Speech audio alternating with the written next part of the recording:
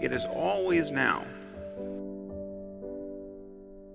The one thing people tend to realize at moments like this is that they wasted a lot of time when life was normal. Okay, it's not just what they did with their time. It's not just that they spent too much time working or compulsively checking email. It's that they cared about the wrong things. They regret what they cared about. Their attention was bound up in petty concerns, year after year, when life was normal.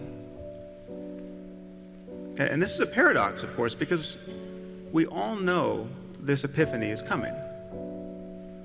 Don't you know this is coming? Don't you know that there's going to come a day when you'll be sick or someone close to you will die, and you'll look back on the kinds of things that captured your attention, and you'll think, what was I doing? You know this, and yet if you're like most people, you'll spend most of your time in life tacitly presuming you'll live forever. I mean, it's like watching a bad movie for the 4th time. Or bickering with your spouse. I mean, these things only make sense in light of eternity. I mean, there better be a heaven if we're going to waste our time like that. Okay, there are ways to really live in the present moment. Okay, what's the alternative? Okay, it is always now.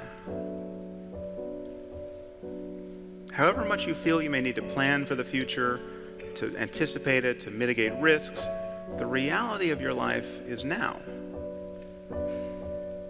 And I think this is a liberating truth about the nature of the human mind. In fact, I think there's probably nothing more important to understand about your mind than that, if you want to be happy in this world. The past is a memory. It's a thought arising in the present. The future is merely anticipated. It is another thought arising now. Okay, what we truly have is this moment and this. And we spend most of our lives forgetting this truth, repudiating it, fleeing it, overlooking it. And the horror is that we succeed. We manage to never really connect with the present moment and find fulfillment there because we are continually hoping to become happy in the future. And the future never arrives.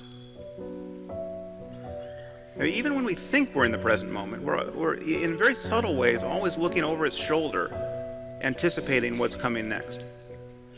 We are always solving a problem. And it's possible to simply drop your problem, if only for a moment, and enjoy whatever is true of your life in the present. But your mind is all you have. Okay, it's all you've ever had. It's all you have to offer other people. Okay, and this might sound callous to say when there may be many other aspects of your life that seem in need of being addressed. When you're struggling to find a career or you're sick, but it's still true. I mean, if you're perpetually angry and depressed and confused and unloving, it doesn't matter how much success you have or who is in your life, you're not going to enjoy any of it. If you're constantly ruminating about what you just did or what you should have done or what you would have done if you only had the chance, you will miss your life. You'll fail to connect with it. You'll fail to connect with other people. When other people talk, you'll be waiting for them to shut up so that you can say what's on your mind to say. I mean, even when you don't have an opportunity to talk, in a moment like this, when you just need to listen, the conversation as an automaticity continues. You have a voice in your head that keeps saying things. Haven't you noticed? the conversation we have with ourselves every minute of the day comes at a cost. I'm not saying that discursive thought is not necessary or useful, but it is the mechanism by which most of our suffering is inflicted, the sorrow and the self-doubt and the anxiety and the fear, and yes, the fear of death.